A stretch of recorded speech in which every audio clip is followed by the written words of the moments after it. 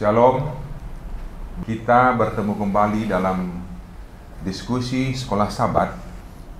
Bapak Ibu pemirsa yang diberkati oleh Tuhan, acara ini dapat kita saksikan baik dari YouTube KJKT maupun radio streaming EJC Voice of Seven. Jadi kita dapat menyaksikan rekaman ini dari kedua channel yang telah disiapkan oleh gereja kita. Kita akan memulai diskusi kita untuk pelajaran ke-8 dan kita akan awali dengan doa buka. Kami minta Bapak Dolphy bisa awali dengan doa buka, Pak. Baik, mari kita bersatu dalam doa. Tuhan Bapa kami yang bertata dalam kerajaan surga, terima kasih Bapa telah menjaga, memberkati dan memelihara kami semuanya dengan baik sepanjang hidup kami hingga tiba pada saat ini. Kami akan belajar firman-Mu melalui pelajaran sekolah Sabat. Kami mengundang kehadiran Roh Kudus yang suci untuk hadir dalam hati dan pikiran kami masing-masing. Biarlah pelajaran ini dapat jadi berkat yang istimewa bagi kami yang membahasnya dan para pendengar yang berada di tempat masing-masing. Terima kasih banyak Bapa, mohon ampun dosa kesalahan kami yang begitu besar. Doa permohonan ini kami bawa hanya di dalam nama Tuhan Yesus Kristus yang adalah Tuhan dan Juru Selamat kami yang hidup. Amin. Amin. Terima kasih Pak Dolphy. Bapak Ibu pemirsa yang diberkati oleh Tuhan, pelajaran perencanaan untuk sukses untuk pelajaran sekolah Sabat kita pada minggu ini diambil ayat intinya adalah Kolose 3 ayat 23 dan 24. Dikatakan, apapun juga yang kamu perbuat, perbuatlah dengan segenap hatimu seperti untuk Tuhan dan bukan untuk manusia. Kamu tahu bahwa dari Tuhanlah kamu akan menerima bagian yang ditentukan bagimu sebagai upah. Kristus adalah Tuhan dan kamu hambanya. Tidak ada orang hidup tidak ingin sukses. Semua orang ingin hidup sukses dengan segala pekerjaannya, mungkin kehidupannya atau sekolahnya. Namun yang kita pelajari pada minggu ini adalah bagaimana perencanaan untuk sukses dan tentunya sukses yang sesuai dengan rencana Tuhan. Kita akan mulai dengan pelajaran hari Sabat dan hari Minggu. Pendeta Eagle akan membahasnya. Silahkan Pendeta. Baik, terima kasih Pendeta Victor Sinu Haji. Satu pelajaran yang sangat menarik untuk kita dapat mendapatkan satu pembelajaran tentang perencanaan untuk sukses. Ya, seperti sebagaimana yang telah disampaikan oleh Pendeta Sinu Haji, tentu semua orang akan memiliki keberhasilan, dalam tanda kutip adalah kesuksesan. Dan kita tahu sendiri, dalam tema rancangan pikiran manusia bahwa kesuksesan itu adalah sesuatu yang diukur oleh karena dia mendapatkan satu kekayaan, materi, harta, dan juga satu ukuran di mana manusia mendapatkan satu pencapaian baik dalam satu karir atau jenjang pendidikan dan lain sebagainya. Nah, inilah adalah satu kerangka acuan cara berpikir manusia dilihat dari konteks itu bahwa manusia memiliki satu keberhasilan. Tetapi di dalam pelajaran hari Sabat petang ada dua hal yang sangat diukur tentang keberhasilan daripada tokoh-tokoh Alkitab. Yang pertama, bahwa Yusuf itu sendiri dia dinilai berhasil.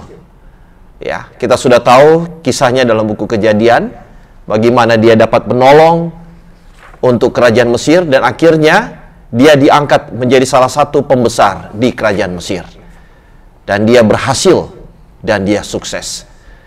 Dan juga di dalam buku Perjanjian Lama, bagi saya Perjanjian Baru, yaitu Yohanes Pembaptis.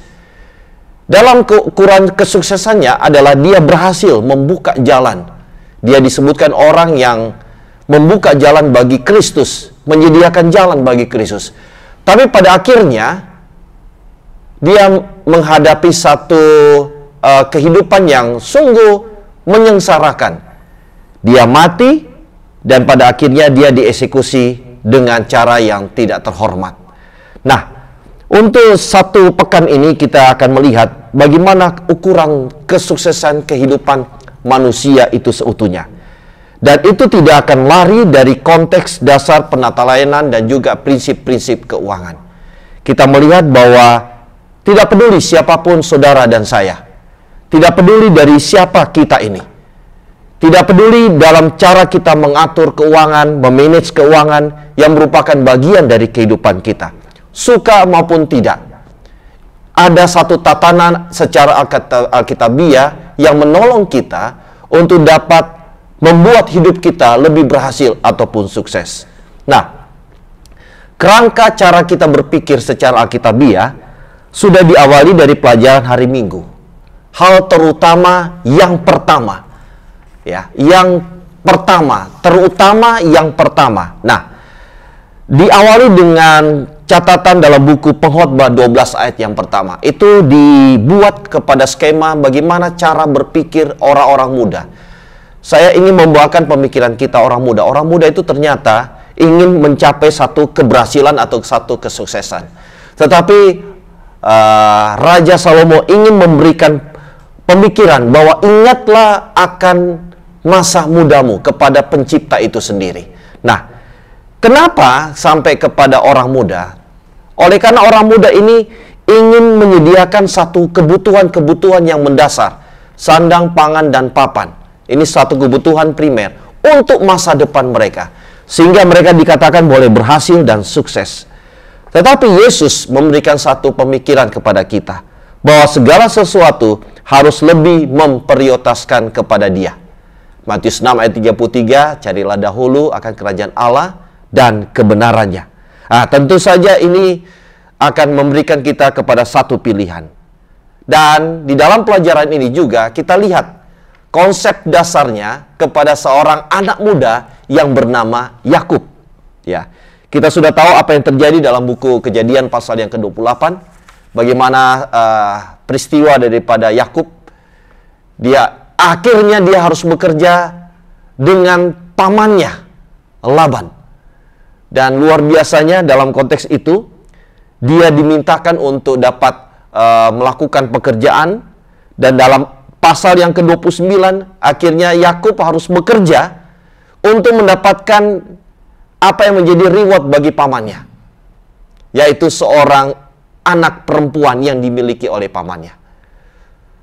7 tahun dia bekerja untuk mendapatkan Rahel. Tapi akhirnya dia harus bekerja lagi.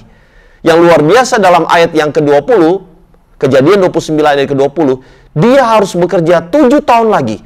Tapi dia menganggap 7 tahun itu adalah beberapa hari saja karena cintanya kepada Rahel. Nah, ini ada satu prinsip yang luar biasa kepada anak-anak muda. Ya, apabila saudara ingin menggapai satu keberhasilan, satu kesuksesan, ingat, prioritaskan kepada Tuhan. Pengalaman yang dilakukan oleh Yakub ketika dia berada di Betel, dia melakukan segala sesuatu yang menjadi pilihan hidupnya hanyalah untuk Tuhan. Dan ketika dia memprioritaskan kepada Tuhan, maka pekerjaan-pekerjaan dan demi pekerjaan yang dia inginkan, Tuhan melapangkan, Tuhan memuluskan. Sehingga meskipun dia harus mendapatkan pekerjaan 14 tahun, ya, dia berharap 7 tahun pertama, tapi dia harus bekerja lagi. Tapi dia memiliki kecintaannya kepada Rahel. Dia awali itu dengan kecintaannya kepada Yesus. Satu kutipan yang luar biasa di sini. Pertanyaan lain yang harus dijawab sebelum komitmen perkawinan adalah tingkat pendidikan apa yang telah diselesaikan. Berapa jumlah utang yang akan datang dalam perkawinan? Apakah saya rela untuk menerima situasi ini sebagai bagian dari tanggung jawab saya? Orang-orang muda, kedewasaan kalian diukur dari bagaimana kecintaan kalian lebih diprioritaskan adalah kepada Tuhan. Mungkin itu yang pendeta bisa saya sampaikan dari pelajaran Sabat petang dan juga hari Minggu. Oke, terima kasih Pendeta Igel atas penjelasannya. Ada satu yang ingin saya tanyakan untuk Pendeta Igel. Dalam pelajaran kita ini disinggung bahwa untuk sebuah kesuksesan ada pengaruh dari pasangan hidup. Pasangan hidup. Apakah itu sukses dalam hal materi dan tentunya sebagai umat Tuhan bukan hanya materi, sukses juga dalam hal rohani. Mungkin Bapak Pendeta bisa jelaskan kenapa pasangan hidup itu penting untuk kesuksesan daripada kita. Silakan. Baik, terima kasih. Ada satu kalimat yang menyebutkan bahwa keberhasilan seorang suami adalah 90%, di baliknya adalah istri. Kita tentunya sebagaimana yang kita lihat dalam peristiwa Kejadian 29, ketika Yakub bekerja, ya, Rahel juga memperhatikan bagaimana kinerja daripada Yakub itu sendiri. Dan kita tahu apa yang dilakukan oleh pada Yakub, yaitu dia memiliki satu keputusan yang sangat luar biasa. Kalau kita perhatikan dari apa yang disampaikan Kejadian 29 itu, dia bekerja, tetap bekerja, tapi tidak melupakan daripada Tuhan. Dan kita bersyukur sekali akan pengalaman seorang wanita, gadis yang nantinya akan menjadi seorang istri bagi Yakub. Rahel adalah seorang yang pekerja keras, tapi dia juga memiliki Tuhan yang sama sebagaimana yang disembah oleh Yakub. Nah, pengaruh yang besar bagi pasangan hidup adalah ketika dia melihat keberhasilan yang diawali oleh karena hubungan akrabnya dengan Tuhan. Kerohanian yang pertama. Oleh sebab itu disebutkan di bagian awal, ya, di pelajaran hari Minggu, setelah Yakub membuat komitmen kerohanian dan komitmen keuangan kepada Tuhan, Tuhan mengarahkannya kepada Rahel. Berarti Tuhan tahu siapa yang akan menjadi pasangan hidup daripada Yakub. Ketika kita mengawalinya dengan Tuhan, maka Tuhan sendiri akan mengarahkan kepada siapa yang kita akan bekerja. Ketika kita berpikir orang muda, saya akan tujuan saya hidup untuk mendapatkan kebahagiaan dalam rumah tangga. Tapi ketika kita memprioritaskan Tuhan, kita melakukan semuanya untuk Tuhan, maka nantinya Tuhan akan mengarahkan, ini loh calonmu. Saya sudah siapkan calonmu. Saya sudah arahkan calonmu. Semoga calonmu itu akan menuntun engkau. Keuangan tidak akan menjadi satu hal yang hambar, tetapi keuangan itu akan menuntun mereka berdua nantinya, suami dan istri, kepada satu perjalanan kehidupan rohani yang jauh lebih baik lagi. Demikian, Pendeta. Oke, terima kasih Pendeta atas penjelasannya untuk pelajaran hari Sabat dan Minggu.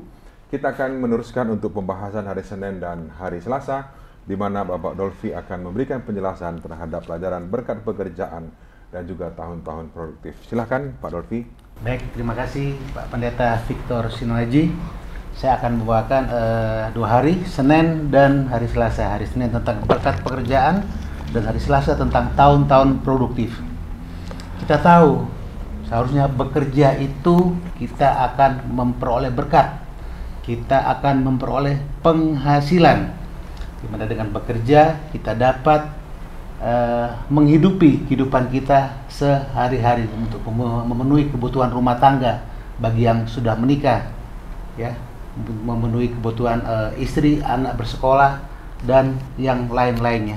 Di sini di hari Senin diawali dengan disebutkan kecuali Anda secara independen kaya dan menerima manfaat dari dana perwalian yang ayah atau ibu telah tentukan. Ini adalah seseorang memperoleh semacam warisan, ya, memperoleh uang. Tapi itu pun ada batasnya, di mana suatu hari, suatu saat ini akan habis. Di mana di sini disebutkan pada akhirnya dia juga harus bekerja untuk memperoleh nafkah, untuk memperoleh penghasilan, untuk memperoleh uang. Ya, di sini disebutkan dengan dengan bekerja seharusnya seseorang dapat menghidupi kehidupan rumah tangganya atau kehidupan pribadinya sehari-hari. Di dalam Kejadian 2 ayat 15 disebutkan, Tuhan Allah mengambil manusia itu dan menempatkannya ke Taman Eden untuk mengusahakan dan memelihara taman itu. Ya, kita tahu cerita ini tentang Adam dan Hawa, ya, dalam masa penciptaannya. Kemudian dalam Pengkhotbah 9 ayat 10, segala sesuatu yang jumpai tanganmu untuk dikerjakan, kerjakanlah itu dengan sekuat tenaga. Karena tak ada pekerjaan, pertimbangan, pengetahuan, dan hikmat dalam dunia orang mati, kemana engkau pergi. Seringkali kita melihat orang sudah diberkati Tuhan dengan pekerjaan. Kita tahu saat ini pekerjaan itu sulit, ya. Mencari pekerjaan agak amat sangat sulit. Kita harus bersaing, berkompetisi dengan banyak orang, di mana banyak orang telah mempersiapkan dirinya dengan sebaiknya mungkin, secara pendidikan, secara mental, secara psikologis dan lainnya, mempersiapkan sebaik mungkin untuk memperoleh pekerjaan. Jangan sampai kita yang sudah bekerja dan kita sia-siakan, kita bermain-main dengan pekerjaan kita, di mana akhirnya kita dikeluarkan. Dalam 2 Tesalonika 3 ayat 8 sampai 10.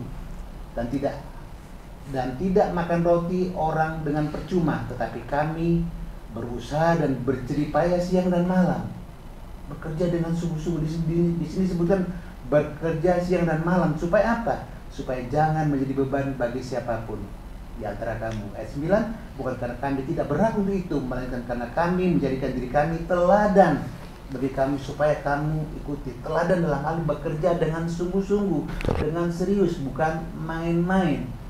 Banyak sekali kita jumpai dalam dunia pekerjaan, banyak kita melihat kerjanya main-main, datang terlambat, pulang duluan, dikasih pekerjaan diabaikan, dan itu berbahaya, ya. Berbahaya bukan hanya dia, untuk keluarga yang di rumah, untuk anak istri dan sebagainya. Sebab ayat 10, sebab juga waktu kami berada di antara kamu, kami berikan peringatan ini kepada kamu, jika seorang tidak mau bekerja, janganlah ia makan. Jelas ini disebutkan, kita hidup bukan menjadi parasit untuk orang lain, menjadi beban untuk istri, menjadi beban untuk anak. Kita harus menjadi memberi nafkah buat istri dan anak-anak kita. Saudara-saudara yang kasih dalam Tuhan Yesus, bekerja itu bukanlah hukuman, ya. Kalau kita lihat di dalam penciptaan, pekerjaan itu didesain untuk kebaikan. Kebaikan siapa? Kebaikan saudara dan saya. Saat itu untuk kebaikan Adam dan Hawa. Begitulah meskipun berada di taman, bahkan dalam satu dunia yang tidak berdosa, tidak ada kematian dan tidak ada penderitaan, Allah mengetahui bahwa manusia, umat manusia perlu bekerja. Kita dulu desain di dalam dunia yang tidak berdosa, Adam dan Hawa bekerja, mengelola taman itu, ya, mengelola makhluk hidup. Lebih-lebih sekarang kita harus bekerja dengan sungguh-sungguh untuk memperoleh berkat, bekerja dengan cara Tuhan, dengan cara Tuhan. Seringkali banyak orang bekerja dengan cara dunia, berbahaya itu. Kemudian kita lanjutkan ke hari Selasa tentang tahun-tahun produktif. Di sini disebutkan, memang sih, ya, bekerja produktif sekitar 40 tahun, ya. Kalau kita lihat di Indonesia, usia produktif, usia pensiun bekerja itu, kalau dia bekerja umur 20 tahun, usia pensiunnya sekitar 55 tahun, bahkan sekarang sudah 57-58 tahun. Ya, di bawah usia itu, setelah itu kita harus pensiun, ya, harus pensiun dari pekerjaan. Di mana usia produktif itu, ya, kita memperoleh penghasilan yang cukup bagus. Di sini disebutkan pada saat itu kita dituntut untuk apa? Membesarkan anak-anak kita, mendidik anak-anak kita dari penghasilan, melakukan investasi, membeli rumah, ya, atau membeli kebutuhan lainnya untuk kebutuhan sandang, pangan, dan papan. Tahun-tahun produktif kita peroleh penghasilan untuk memenuhi kebutuhan keluarga kita, mempersiapkan keluarga kita, mendidik anak-anak kita. Kemudian di sini disebutkan ini adalah waktu yang sangat sensitif karena keluarga belajar bekerja bersama-sama dan anggota keluarga sementara menciptakan ikatan seumur hidup, ya, ada ketergantungan, ya, ada hubungan secara emosional antara ayah, ibu, dan anak, ya. Bagaimana ayah bekerja, ibu mendidik anak-anak, ayah pun mendidik, ya, di rumah tangga. Anak-anak dipersiapkan dengan sebaik mungkin agar memperoleh pendidikan yang terbaik yang bisa orang tua berikan kepada mereka. Sini sebutkan juga keluarga-keluarga di mana kedua belah pihak memiliki komitmen Kristiani, keluarga-keluarga yang memiliki komitmen Kristiani, ya, yang melakukan atau hidup secara alkitabiah sesuai dengan perintah Tuhan, bekerja sesuai dengan aturan dan rencana Tuhan, rela mengikuti prinsip-prinsip Alkitab, jauh lebih apa kehidupannya? Jauh lebih stabil. Pelajaran surah sahabat ini menyatakan jauh lebih stabil dalam rumah tangga, dalam finansial, dan dalam hal yang lainnya. Dan dalam banyak contoh kita bisa lihat suami adalah pencari nafkah. Ya. Walaupun sering terjadi istri juga bekerja bersama-sama seperti saya. Istri saya juga bekerja, waktu saya masih bekerja, istri bekerja juga sampai sekarang. Tapi tanggung jawab tetap berada pada tangan suami. Anak-anak yang dalam hal ini adalah merupakan berkat yang Tuhan berikan kepada orang tua dewasa ini. Kita harus mempersiapkan mereka dan melayakkan mereka untuk hidup yang layak di masa mendatang. Ada 3 poin di sini disebutkan yang harus kita perhatikan semuanya. Pertama, menyediakan sebuah lingkungan keluarga Kristen. Hal ini mencakup kebaktian keluarga yang menarik dan teratur. Amat penting kebaktian keluarga ya. Ibadah pagi dan petang yang kita sudah belajar beberapa saat yang lalu. Kebaktian keluarga yang menarik dan teratur. Kehadiran di gereja dan di sekolah sahabat secara teratur. Ini hal yang sangat-sangat penting kalau menurut saya. Basic buat keluarga Kristen. Basic, dasar bagi keluarga Kristen. Dan kesetiaan dalam persepuluhan dan persembahan. Hal ini adalah kebiasaan-kebiasaan yang hebat yang untuk dibentuk di awal kehidupan di rumah tangga, mempersiapkan anak-anak kita menjadi yang terbaik. Kemudian ajarkan mereka untuk rela bekerja, untuk berikan penghargaan untuk itu. Yang ketiga, tolong mereka dengan memberikan pendidikan yang baik. Kita tahu pendidikan tuh mahal sekarang. Tapi orang tua harus mempersiapkan segala sesuatunya untuk berikan yang terbaik sesuai dengan kemampuan keuangan. Jangan memaksakan diri. Jadi saya kira dari saya kira-kira seperti itu, Pak Pendeta Victor Sino Haji. Terima kasih. Oke, terima kasih Pak Dolfi atas penjelasannya. Ada yang satu yang ingin saya tanyakan kepada Bapak tentang bekerja ini. Bekerja itulah perintah Tuhan. Karena Tuhan katakan 6 hari lamanya engkau harus bekerja. Betul. Pada hari ke-7 berhenti. Jadi perintah Tuhan tidak hanya berhenti hari Sabat, tapi juga 6 hari yang lain itu bekerja. Kan begitu Pak ya. Jadi kalau kita sudah tahu bahwa tidak bekerja itu adalah tidak menuruti akan perintah Tuhan. Betul. Tapi yang ingin saya tanyakan begini Pak, kita nih bekerja nih. Karena kesuksesan oleh karena kita mau dan bekerja. Pertanyaan saya, bagaimana pekerjaan yang menjadi berkat secara Kristen yang Bapak bisa alami, yang Bapak alami mungkin, yang Bapak mungkin bisa kasih tanggapan bahwa kita bekerja, kita menjadi berkat tentunya bagi keluarga, bagi pekerjaan Tuhan, dan bagaimana idealnya pekerjaan yang menjadi berkat bagi umat Tuhan. Oke, silakan Pak. Terima kasih Pak Pendeta Victor Sino Haji. Kita memang melihat ya di dalam dunia pekerjaan tuh banyak masalah, banyak rintangan. Kadang-kadang, tapi kita tetap harus menunjukkan di lingkungan pekerjaan kita adalah orang Kristen, kita adalah pengikut Kristus. Ya, kita harus kita bilang harus menghidupkan, menjadi pelaku firman yang hidup. Bukan hanya dalam slogan-slogan atau omongan saja ya, tapi dalam kehidupan pekerjaan sehari-hari di kantor. Kebetulan saya di kantor ya. Pada saat saya masih kerja di perbankan pada saat itu, menjadi berkat buat mereka, siap menolong mereka, siap membantu mereka, siap memberikan contoh bagi mereka ya dalam tingkah laku, perbuatan, kejujuran, kesetiaan, loyalitas, dan yang penting adalah performance. Kita harus menunjukkan bahwa kita umat Tuhan harus punya performance yang baik. Performance yang baik itu dari mana? Kesetiaan kita bekerja dengan sungguh-sungguh ya, sungguh-sungguh dan serius, bukan main-main. Kita harus memberikan kontribusi yang maksimal buat perusahaan, sehingga perusahaan akan memberikan perhatian atau apresiasi yang baik buat kita dalam gaji, dalam bonus, dan dalam yang lain. Dalam menghadapi partner kolega kita atau anak buah kita atau rekan kita harus menjadi berkat, siap menolong, helpfully, ringan tangan. Tunjukkan bahwa kita sebagai umat Tuhan siap membantu, menjadi penolong bagi mereka. Kira-kira seperti itu. Oke Pak, jadi artinya kita harus dapat menjadi wakil-wakil Tuhan ya dalam pekerjaan kita dan menjadi berkat tentunya. Dan itu salah satu juga tanda-tanda sukses. Saudara sekalian, pemirsa yang kami kasihi, kita akan membahas untuk pelajaran berikutnya, yaitu pelajaran hari Rabu dan hari Kamis, di mana pelajaran kita ini judulnya adalah bekerja dengan integritas dan mencari naisat Allah. Pendeta Kusundarto akan menjelaskan pelajaran ini. Silakan Pendeta. Ya, baik, terima kasih Pendeta Sino Haji. Saudara-saudara, dalam pelajaran panjang 1 minggu ini tentang perencanaan untuk sukses, saya percaya bahwa Allah tidak pernah menghendaki umat-umatnya menjadi orang-orang yang gagal. Dan saya percaya bahwa masing-masing kita ingin menjadi orang-orang yang sukses. Seperti apa yang dikatakan dalam firman Tuhan di dalam Ulangan pasal yang ke-28 itu, Tuhan ingin kita menjadi kepala dan bukan ekor. Dan tentu saja untuk mewujudkan harapan-harapan Allah dalam hidup kita menjadi orang-orang yang berhasil, maupun mewujudkan harapan kita sendiri untuk menjadi manusia-manusia yang berhasil, ada satu hal yang saya yakini bahwa tidak ada jalan pintas untuk sukses kecuali kita, ya, kecuali kita menghalalkan segala cara. Itu sebabnya pelajaran pada hari Rabu dan hari Kamis dalam pelajaran kita sepanjang satu pekan ini tentang perencanaan untuk sukses. Satu hal yang harus menjadi perhatian bagi umat-umat Tuhan yang merindukan keberhasilan di dalam kehidupannya, entah apapun itu, dalam segala bidang, ya, dalam pekerjaan, dalam karir, dalam rumah tangga.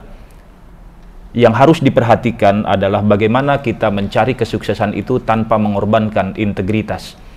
Pelajaran kita katakan bahwa Allah memanggil umat-umatnya pada standar yang lebih tinggi dalam pekerjaan dan kehidupan.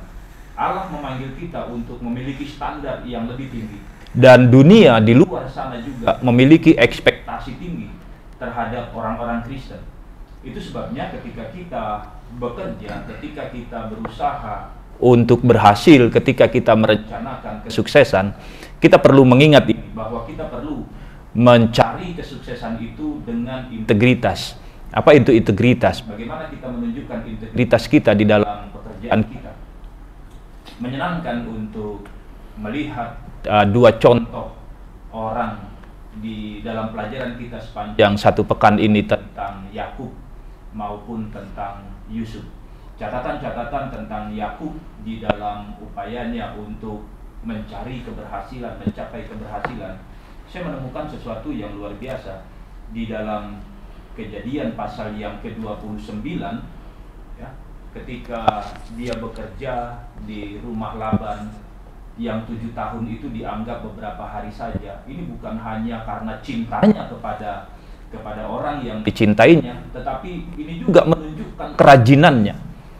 Kita tidak akan pernah menjadi orang yang berhasil ketika kita tidak menunjukkan integritas kita di dalam kerajinan. Di ayat yang ke-33 di Kejadian pasal yang ke-30, dia juga mengatakan kepada Laban soal kejujuran. Dia katakan, dan kejujuranku akan terbukti. Ya. Kita tidak dapat menjadi orang-orang yang berhasil sebagai orang Kristen ketika kita mengabaikan integritas kita, kejujuran kita.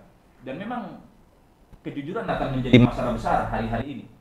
Ya, kejujuran akan menjadi masalah besar hari ini. Orang akan menggadaikan kejujuran mereka untuk mengejar keberhasilan mereka. Tetapi panggilan Allah bagi kita ketika kita ingin berhasil, kita harus menjunjung tinggi kejujuran kita. Kemudian dalam kisah tentang Yusuf juga kita belajar bagaimana bekerja dengan integritas. Kalau saudara membaca Alkitab di dalam Kejadian pasal yang ke-39, catatan yang diberikan kepada kita tentang Yusuf di rumah Potifar di ayat yang kelima itu, Tuhan memberkati rumah orang Mesir itu karena ada Yusuf di rumahnya maupun di ladangnya. Tuhan memberkati rumah orang Mesir itu. Ini ada yang luar biasa dari Yusuf sampai Tuhan memberkati rumah Potifar, karena dia juga menunjukkan integritas yang luar biasa. Di bagian yang lain tentang Yakub pun kita menemukan seperti itu. Ketika Laban di dalam Kejadian 30 ayat yang ke-27 mengatakan kepada Yakub, sekiranya aku mendapat kasihmu, telah nyata kepadaku bahwa Tuhan memberkati aku karena engkau. Orang-orang Kristen yang bekerja dengan integritas untuk mencari keberhasilannya, kesuksesannya, dia bukan hanya memberkati dirinya sendiri, tetapi juga memberkati tempat di mana dia bekerja. Saya pikir prinsip ini sama dengan apa yang Yeremia pernah katakan kepada orang-orang Israel di pembuangan.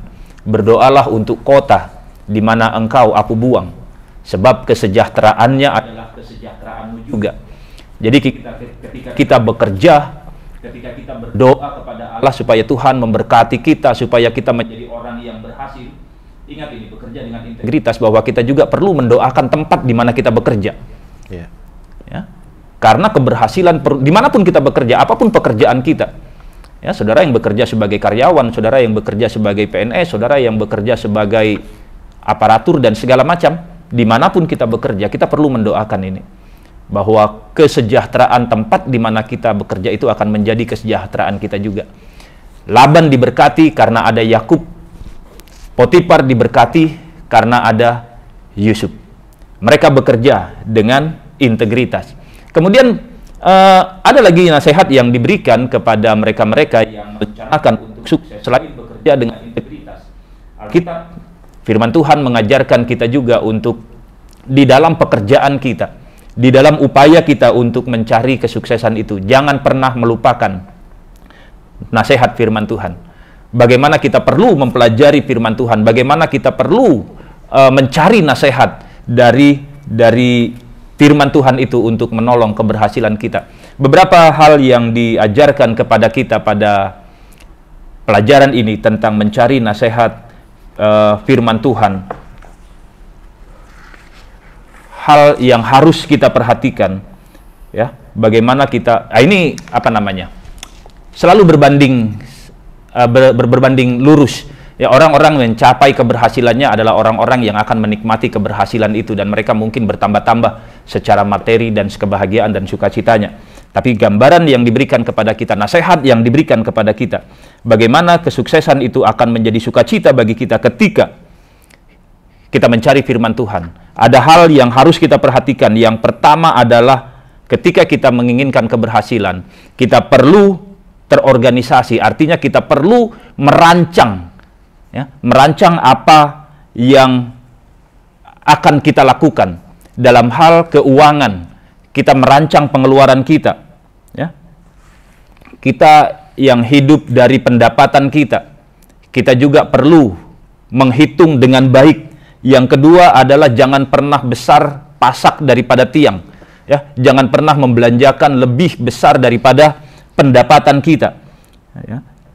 Banyak masalah yang timbul ketika orang tidak pernah merencanakan, tidak pernah menghitung pendapatan mereka, dan kemudian membelanjakan lebih besar dari pendapatan mereka. Yang terjadi adalah hidup di dalam hutang. Lalu ada juga nasihat lain yang diberikan kepada kita dalam menunjang keberhasilan ini adalah bagaimana kita menjadi orang-orang yang rajin juga untuk menabung, ya. Pelajaran yang diberikan kepada kita menjadi nasihat yang baik untuk melihat kepada semut yang menyimpan makanannya, ya. Dia mencari, dia juga menyimpan. Perlu juga untuk menabung, menghindari kita dari kesulitan di waktu yang akan datang. Yang berikutnya adalah bagaimana kita menghindari hutang. Ya, seperti kita menghindari COVID katanya. Di waktu yang lalu mungkin menghindari hutang seperti menghindari HIV AIDS. Hari ini mungkin menghindari hutang seperti menghindari COVID. Tetapi kita sudah belajar beberapa waktu yang lalu tentang hutang dan semua yang ditimbulkannya. Ya, mungkin ketika kita juga terpaksa harus berhutang, ya, ketika kita tidak dapat menghindarinya dan terpaksa harus berhutang, kita harus berhitung baik-baik, ya, bahwa kita memiliki kemampuan untuk membayar. Bukan cuma memiliki kemampuan, tapi kita memiliki kewajiban untuk membayar. Dan jadilah pekerja yang rajin. Tidak ada keberhasilan tanpa kerajinan. Alkitab katakan mereka yang menabur benih sambil menangis, ya, sambil mencucurkan air mata akan pulang dengan sorak-sorai. Ya. Tidak ada keberhasilan tanpa kerajinan. Setia kepada Tuhan. Bukan hanya menunjukkan kesetiaan di dalam ibadah, bukan hanya menunjukkan kesetiaan di dalam pengelolaan apa yang kita miliki, tapi juga setia kepada Tuhan dalam hal persembahan, dalam hal persepuluhan untuk mengembalikan apa yang menjadi milik Tuhan. Lalu yang terakhir, nasihat yang diberikan kepada kita dalam mengejar kesuksesan adalah bahwa ingat, dunia ini bukanlah tempat tinggal kita selama-lamanya. Di dalam di dalam Injil Matius pasal yang ke-25 tentang perumpamaan tentang talenta itu, bahwa Tuhan akan menuntut pertanggungjawaban. Di mana prioritas kita sebenarnya? Ketika kita memprioritaskan pada materi, maka kita akan berakhir di sini. Tetapi materi akan habis, ya, materi akan selesai. Dunia ini sementara, fokus kita adalah sorga. Jadi saya pikir ketika kita bekerja untuk mencari kesuksesan, kita perlu bekerja dengan integritas dan kita perlu belajar juga untuk mencari nasihat dari firman Tuhan. Demikian Pendeta Sinu Haji. Oke, terima kasih penjelasannya Pendeta Kus. Ada yang ingin saya tanyakan untuk pelajaran ini begini. Banyak orang ingin dilihat orang supaya sukses, apakah itu sebuah jabatan atau pencapaian dalam arti memiliki barang atau harta benda, tetapi melupakan cara untuk mendapatkannya. Mungkin bisa diberikan tanggapan bagaimana kita sebagai umat Tuhan untuk mencapai kesuksesan. Apakah hasil akhirnya atau prosesnya yang lebih penting apapun nanti hasilnya? Bagaimana kira-kira? Oke, baik. Terima kasih pendeta untuk satu pertanyaan yang baik sekali. Orientasi pada hasil atau orientasi pada proses? Ketika kita berorientasi pada hasil, maka sering sekali kita menemukan bahwa banyak orang menghalalkan segala cara untuk mendapatkan hasil. Tapi ketika kita berorientasi pada proses, ya, maka kita akan belajar juga untuk memahami bahwa Tuhan menginginkan itu. Tuhan menginginkan kita berorientasi bukan hanya pada hasil tapi juga pada proses. Nah, apa yang pena Ilham katakan tentang bagaimana kita boleh menjadi orang-orang yang berhasil tanpa mengorbankan integritas kita. Di dalam buku Pendidikan halaman yang ke-53 dikatakan dengan jelas bahwa kebutuhan yang terbesar dunia hari ini adalah kebutuhan akan manusia yang tidak dapat diperjualbelikan. Kebutuhan akan manusia yang dalam hati sanubarinya setia pada tugas seperti jarum yang menunjuk kepada kutub. Kebutuhan akan orang-orang yang berani menyebut dosa itu sebagai dosa. Dan kebutuhan akan manusia yang berani berdiri tegak dalam kebenaran sekalipun langit runtuh. Jadi ada banyak godaan bagi kita hari ini untuk mencapai kesuksesan. Tapi apakah kita dapat menunjukkan karakter kita sebagai orang Kristen untuk tetap menjunjung tinggi kejujuran walaupun itu menjadi barang langka hari ini? Tetapi saya percaya bahwa ketika kita menunjukkan proses itu, ya, memelihara kejujuran kita, kerajinan kita, yang menunjukkan itu, maka Tuhan akan memberkati itu dan Tuhan akan memberikan keberhasilan. Tak pikir juga keberhasilan juga bukan sebanyak-banyaknya materi yang kita miliki. Ya, ada banyak hal lain. Ada pelajaran kita katakan ada kesuksesan yang terlihat, ya mungkin itulah. Tapi ada juga kesuksesan yang tak terlihat. Kesehatan, kekuatan, hikmat, kebahagiaan yang kita rasakan, itu juga keberhasilan. Nah, begitu pendeta. Oke, terima kasih. Bapak Ibu pemirsa yang diberkati oleh Tuhan, kita sudah mendengarkan pembahasan daripada hamba-hamba Tuhan pada hari ini. Bapak Ibu semua, kesuksesan itu bukanlah tujuan hidup, melainkan suatu proses perjalanan hidup, di mana perjalanan hidup kita adalah mencapai tujuan Tuhan bagi hidup kita. Kesuksesan bagi umat Tuhan adalah apakah dalam perjalanan hidup kita ini kita melakukan satu proses untuk mencapai tujuan Tuhan dalam hidup saudara dan juga dalam hidup saya. Dan dalam hal ini akan kelihatan apakah dalam perjalanan kesuksesan itu saya melakukannya sesuai dengan kebenaran atau bertentangan dengan kebenaran. Dan perlu kita ingat bahwa kesuksesan itu bukan oleh karena kekuatan, kehebatan kita, tetapi oleh karena berkat daripada Tuhan. Rencanakan kesuksesanmu bersama dengan Tuhan, maka kita akan sukses di bumi ini dan tentunya sukses juga untuk sampai ke dalam kerajaan surga. Terima kasih Bapak Ibu yang sudah menyaksikan rekaman ini, kiranya dapat menjadi berkat bagi kita semuanya. Dan terima kasih Pendeta Kus, Bapak Dolfi dan Pendeta Ikel yang sudah mengambil bagian dalam diskusi untuk pelajaran pada sepanjang minggu ini.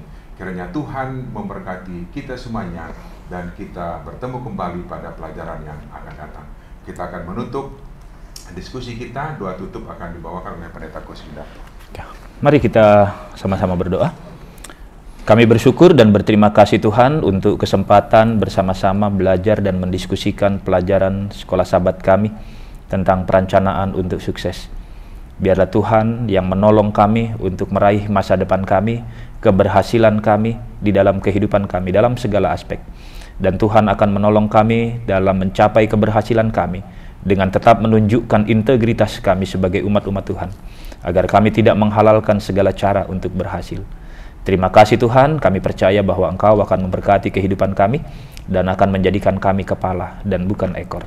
Di dalam nama Yesus kami berdoa. Amin. Amin. Terima kasih, Tuhan memberkati kita semuanya. Amin. Terima kasih. Terima kasih. Terima kasih Pak Dolfi. Terima kasih. Tuhan memberkati.